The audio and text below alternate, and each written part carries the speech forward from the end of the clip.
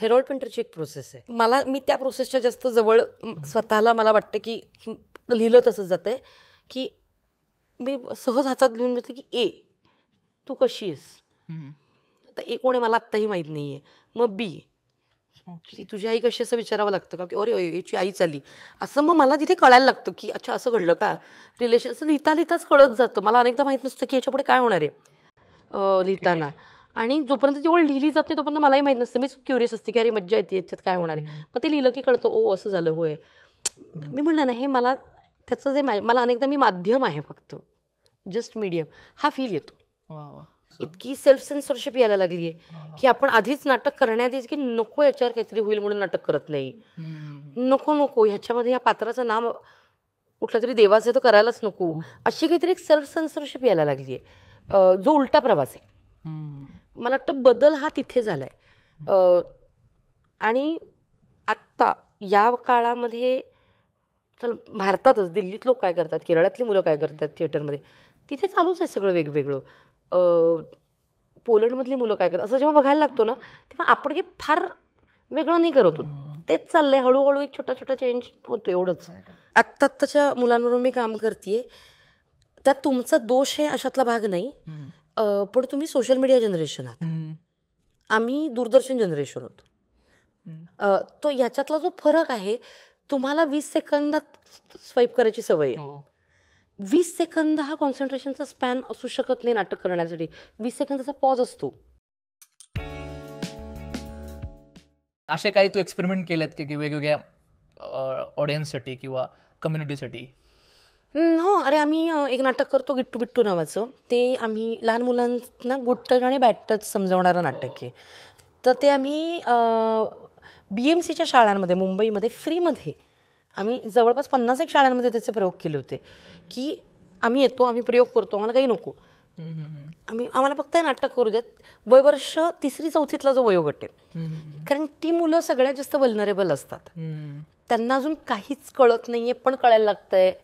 So त्यांच्यासाठी आम्ही शाळांमधनं ही नाटकं केली. त्याच्यानंतर वस्त्यांमध्ये केली. रविदासांवरती आम्ही एक नाटक केलं होतं.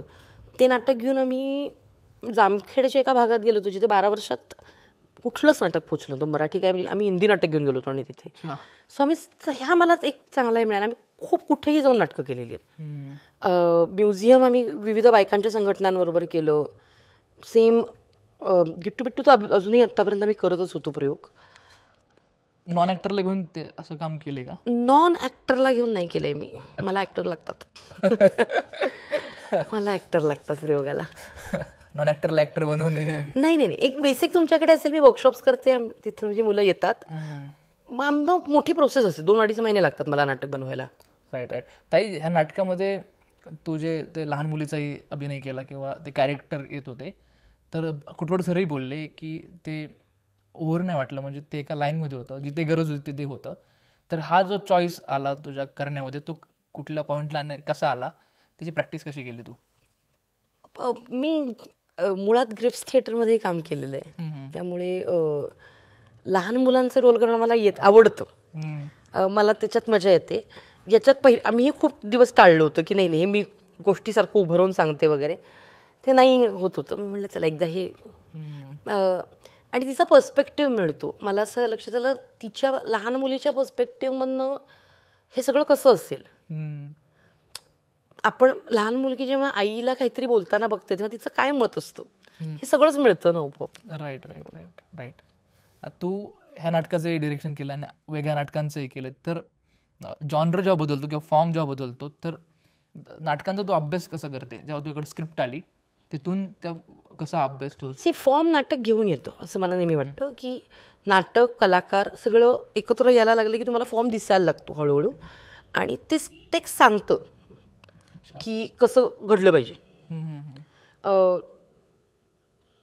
फॉर्म बाहेरून लादला नाही पाहिजे या मताची मी आहे. तो ऑर्गॅनिकली येतो त्या टेक्स्टमधनं. मग आणि ते सांगतं की नाही बाबा मला बंदिस्त मला दिवाणखान्याच्या 4 भिंती लाव. कुठले तरी टेक्स्ट सांगतं की नाही हे अगदीच मस्त खुलं नाटक करण्यासारखं आहे. सो ते टेक्स्ट मी जेव्हा सांगतं म्हणते किंवा मी जसं म्हणते मला बिस्मिल्ला सांगते की मी याच लईत बोलणार आहे. माझ्यासाठी ना थिएटरचं मॅजिक ते आहे जिथे तुम्ही तुम्ही डिसिजन घेत नसता. येतं ते. ते मॅजिकल आहे की हे यातनं डिसिजन्स बनवले जात आहेत, हे क्रिएट होतंय. आपण माध्यम आहोत नट म्हणून. हे बघ, आपली काही औकात नाही आहे. हे एकदा ठरवलं ना की सगळे मग सांगायला लागतात. मग टेक्स्ट सांगतं, मग कॅरेक्टर्स सांगतात. आपण नट म्हणून भारी असं म्हटलं की मग कुणी काही आपल्याला सांगायला येत नाही. ब्लॉक ब्लॉक होतं, मग सगळं होतं. येस आहेत. ह्या नाटकामध्ये मला थेट्रिकॅलिटी दिसली जे नॉर्मली मी त्याच विचार करत होतो की त्याच्यामध्ये रिअलिस्टिक पद्धतीने मी करायला गेलो असतो तर तो चिकन आणा जाताने तो येतात आणि ते स्पंज असतात किंवा त्या मुलीचाही सीन करते. लोकेशन घराचंच आहे पण लोकेशन बदलतं आहे, हे जे लोकेशन चेंज होत आहेत. तर हे याच्याबद्दल मी तेच म्हणते, नाटक तुम्हाला इतकं फ्रीडम देतं ना. असं गिरकी वळून आता की नाही आम्ही अमृतसरला बसलो असं म्हणले की ते सगळे मानतात, स्क्रीन मानत नाही. त्यामुळे ते फ्रीडम का घ्यायचं नाही. मला असं वाटतं फिल्म बघून नाटकात आलेली माणसं आणि नाटक करत नाटकात आलेली माणसं हा आता आपल्याला जनरेशनमध्ये फरक करावा लागणार आहे. की मला ती नाटकातलं मॅजिक गंमत आवडतेच की नाटक हे फ्रीडम देतं. राईट. फिल्म ते देत नाही. मी मला फिल्म आवडते पण फिल्म ते फ्रीडम देत नाही. तिचं शहर होणं हे जे फिल्म आहे तर हे फिल्मच का करावीशी वाटली सगळ्यात महत्वाचं की अरे कोविड चाललं होतं, नाटक बंद होतं ना. तू नाटक केलं असतं ते. हां, ते नाटक घडलं नसतं. ती माझ्याकडे गोष्ट होती, ती नाटकाची गोष्टच नव्हती, तिचं काहीतरी वेगळंच घडणार होतं. कोविड आल्यामुळे नाटक होत नाहीये, तर माझा मित्र म्हणाला फिल्म कर. मी म्हटलं आहे माझ्याकडे गोष्ट. ती गोष्ट आधी लिहिली होती तू? ती गोष्ट म्हणजे ती बेसिकली त्याची ती लांबलचक कहाणी आहे. पण ती माझ्याकडे डॉक्टर करायला आली होती स्क्रिप्ट. मग मी ती वेगळी स्क्रिप्ट लिहिली होती आणि मग त्याचं काही घडलं नाही. ती तशीच होती, मला काही फिल्म करायचीच नव्हती. कोविडमध्ये नाटक नाही करता येते तर काय करणार. तर एक मित्र म्हणाला फिल्म करशील का. मी म्हटलं करते, तू प्रोड्यूस करशील का. तो म्हणाला हो. गोष्ट आहे का. म्हटलं हो एक आहे माझ्याकडे, मी ऐकवली. तो म्हणाला बनव. मग मी सोनालीताई, ती तेव्हाही ती गोष्ट सोनालीताईच्या एका फॅननी मुळात लिहिलेली असल्यामुळे मूळ गोष्ट मी तिला परत विचारलं. म्हटलं तिचे आपण चेंजेस केले होते आणि तेव्हा तर फक्त गोष्ट होती, म्हणजे 1 पेजर होतं. मी म्हणले मी विचार करते, करशील का. ती म्हणाली हो. थिएटरची पुण्य आहे, मला सगळेजण हो म्हणाले. अच्छा. मला म्हणजे छाया कदम आली, हे मागे सगळेच आले. आणि मग ती बनत गेली फिल्म. त्याचा स्क्रीन प्ले कसा, कारण नाटक तू जे लिहिलं होतं ते 1 पेजर होतं. मग मला मी एक अंदाजाने स्क्रीन प्ले लिहिला. मग मी अभ्यास केला शांतपणे. मी स्क्रिप्ट्स वाचल्या, मी मास्टर क्लासेस अटेंड केले, स्कॉर्सेसीचे, फलाना डिंगर, जे काही उपलब्ध होतं मी पुढच्या 2 महिन्यात अभ्यास केला फिल्म मेकिंगचा. की मग मी परत एकदा त्या स्क्रीन प्लेकडे बघितलं, मग चेंजेस केले. मग त्या प्रोसेसबद्दल काय वाटलं तुला ते? मला खूप आवडलं. मला आता कळलं आहे की मला फिल्ममध्ये डिरेक्शन करायचं आहे आणि नाटकात अभिनय करायचं आहे. आणि डिरेक्शन करायचं नाटकात स्वतःसाठी असंही नाही. मला नाटकात स्टेजवरती अभिनय करायला जास्त आवडतो. फिल्ममध्ये मला त्याचा फ्रीडम आहे. फिल्ममध्ये ते दिग्दर्शकाचं राज्य आहे. हो. त्यामुळे मला ते करायला आवडतं. म्हणजे दोन्ही ठिकाणी खाऊ माझा. त्या फिल्मचं तिचं शहर होणं हे जे नाव आहे ते आधीच ठरलं होतं का कुठल्या टप्प्यावर आलं? कारण ते खूप नाव असं त्या नावातच इतके गंमत आहे किंवा तो पूर्ण आशय सांगून जातं तिचं शहर होणं. हो, ते अरे खूप असं अचानक आलं होतं मला फ्रँकली. एकतर मी अर्ध्या वेळेला हिंदीत विचार करते. अच्छा. त्यामुळे म्हणजे आता माझी प्रॅक्टिकली मी बायलिंग्वल आहे. त्यामुळे हिंदीत विचार करत असताना त्याचं काहीतरी होऊन जाणं हे हिंदीमध्ये खूप सहज बोललं जातं. रवीशचं पुस्तक आहे इश्क में शहर होना पासनं त्याचं उसका शहर हो गया उसका असं ती फ्रेज जी आहे ती बहुतेक ते हिंदीत विचार करतं उसका शहर होना. मग म्हटलं नाही हे होईल मराठीत छान, म्हणून ते तिचं शहर होणं झालं. तू जेव्हा रायटिंग करते त्यावेळेस काही जसं मी एलकुंचवारांचे पण इंटरव्ह्यू बघितले होते की ते म्हणतात की असं काही मी बसलो की लिहितो, नाही तर मग ते टप्प्याटप्प्याने गॅपमध्ये असतं. तर तुझं कसं असतं? मला ठरवून बसते असं काय काम आतून येतं? मीही एलकुंचवारांचं उदाहरण नेहमी देते, कारण एलकुंचवारांची जी प्रोसेस आहे त्याच्यामध्ये मी वाचले हेरोल्ड पिंटरची एक प्रोसेस आहे. मी त्या प्रोसेसच्या जास्त जवळ स्वतःला मला वाटतं की लिहिलं तसंच जातं आहे की मी सहज हातात लिहून घेतलं की ए तू कशी आहेस. आता ए कोण आहे मला आत्ताही माहीत नाही आहे. मग बी की तुझी आई कशी, असं विचारावं लागतं का, की अरे याची आई चालली असं. मग मला तिथे कळायला लागतं की अच्छा असं घडलं का रिलेशन. असं लिहिता लिहिताच कळत जातं. मला अनेकदा माहीत नसतं की याच्या पुढे काय होणार आहे लिहिताना. आणि जोपर्यंत ती ओळ लिहिली जात नाही तोपर्यंत मलाही माहीत नसतं. मी क्युरियस असते की अरे मज्जा येते याच्यात काय होणार आहे. मग ते लिहिलं की कळतं ओ असं झालं होय. मी म्हणलं ना हे मला त्याचं जे मला अनेकदा मी माध्यम आहे फक्त, जस्ट मीडियम, हा फील येतो. वा वा. म्हणजे मी तेच की ही इंटरेस्टिंग प्रोसेस आहे की काही रायटर आधी डोक्यामध्ये सगळं. हे बघ त्यांचंही बरोबर आहे, त्यांना सुचलेलं असतं, मला असं नाही सुचत. मी त्या फ्लोमध्ये जे काही घडेल ते घडलो. तुला एक पेज आणि पेन दिला की हो, एक नवीन गोष्ट होते ते. ही चांगली वाईट कुठ कशी असू शकते, पण मग ते जे काही सुचलं ते मी लिहिते. आणि पहिलं वाचून कोणाला दाखवते? असं नाही, पहिलं माझं मीच वाचते. नाही म्हणजे ऑडियन्स म्हणून की नाही, मला जर वाटलं की हे आत्ता तत्कालिक परिस्थितीत योग्य आहे आणि आत्ता बोललंच पाहिजे तर ते मी सोशल मीडियावर टाकते. ओके. त्याचं मला काही कॉपीराईट बिपीराईटचं फार नसतं.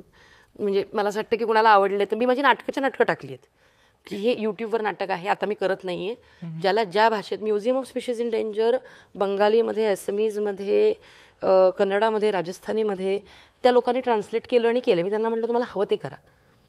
सो मी स्वतः कॉपीलेफ्ट प्रकारातली आहे, त्यामुळे मी सगळं सोशल मीडियावर टाकते. जर असं काही असेल तर, जर मला ते बनवायचं असेल, मला त्याच्यावर वेळ घ्यायचा असेल तर मग मी ठेवते. मग मित्र आहेत माझे काही, त्यांना ऐकवते. राईट.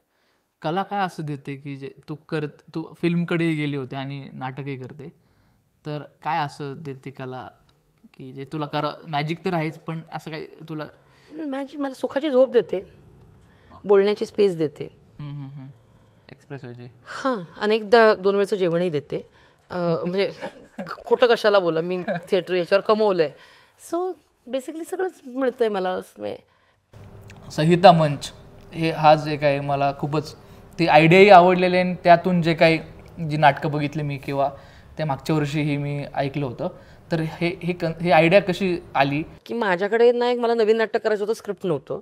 अच्छा. तर मी म्हटलं आपण कॉम्पिटिशन ऑर्गनाईज करू.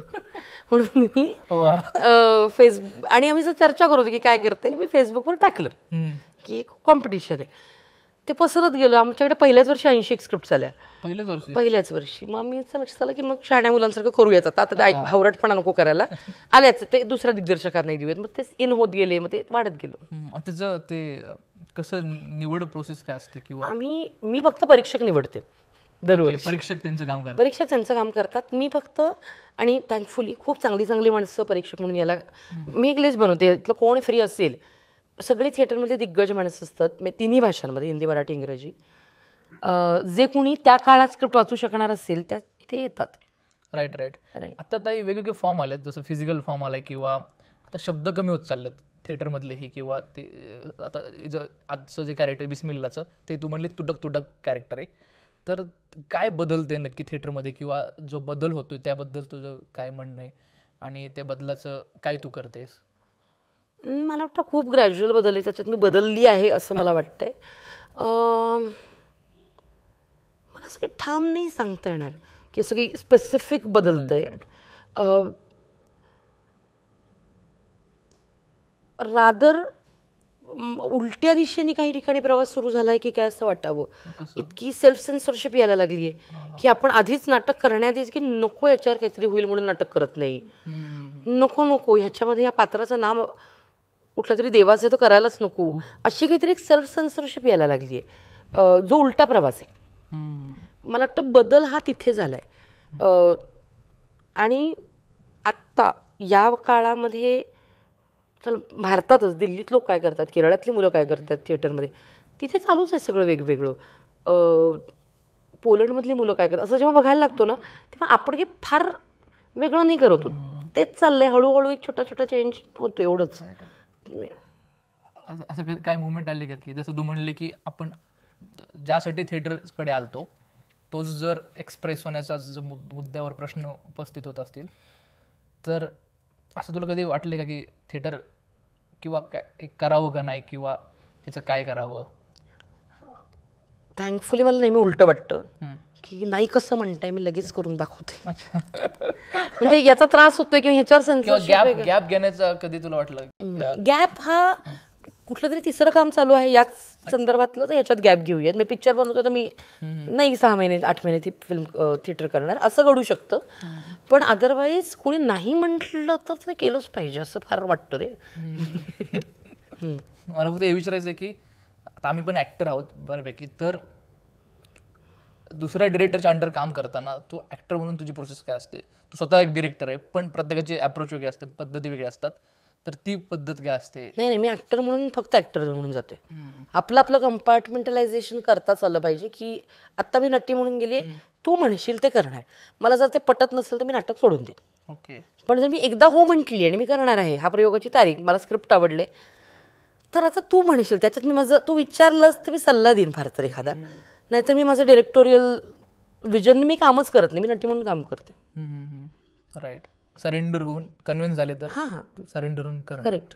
राईट. आणि तू आता युथ जनरेशन सोबत काम करते, म्हणजे बऱ्यापैकी तू मी यूथ नाहीये हे डिक्लेअर केलं तू युथच आहे, पण म्हणजे आमच्यासारखी जी मुले आता रिसेंटली पास आउट झालेत किंवा 3-4 वर्ष झाल्यात, त्या अर्थाने की तू अनुभवी आहे ह्या अर्थाने. हो, सगळं तू विचार कर. बोल. तू आमच्यासोबत किंवा आमच्यासारख्या मुलांसोबत काम करते, तर यांच्यासोबत काम करण्याच्या पद्धती काय? मध्ये आधीच्या आत्ता जरा माध्यमं वाढल्यात किंवा खूप हे झालेले आहेत. मला त्याच्यात एका गोष्टीवरती त्याच्यात थोडा अभ्यासच करायचा आहे मला.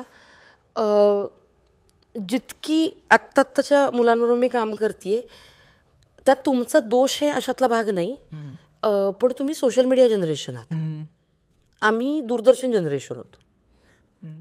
तो याच्यातला जो फरक आहे, तुम्हाला 20 सेकंदात स्वाईप करायची सवय आहे. 20 सेकंद हा कॉन्सन्ट्रेशनचा स्पॅन असू शकत नाही नाटक करण्यासाठी. 20 सेकंदाचा पॉज असतो. म्हणजे 20 सेकंद हा पॉजचा वेळ आहे, तुम्ही त्याच्यात स्वाईपच करणार आहात.